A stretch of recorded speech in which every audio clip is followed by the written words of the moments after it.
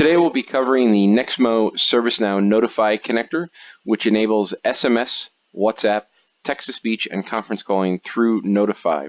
To get the application, navigate to the ServiceNow Marketplace, type in Nexmo, click the search button, and you will be brought to the connector. Click on the connector icon, and then you can request it from here. Once the connector has been downloaded and installed into the Notify component of your ServiceNow application, go to the navigator, once again type in Nexmo, and it'll bring you to the configuration section.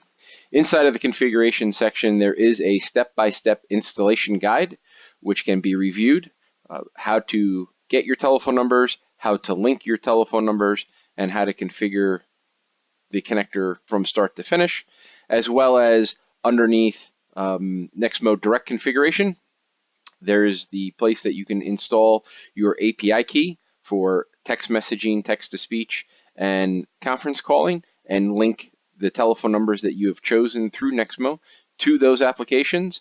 And then there is a separate configuration for WhatsApp configuration, where also you can tie your telephone number as well as your application ID to that. For any other questions, please feel free to reach out to Nexmo Sales or Nexmo Support. Thank you.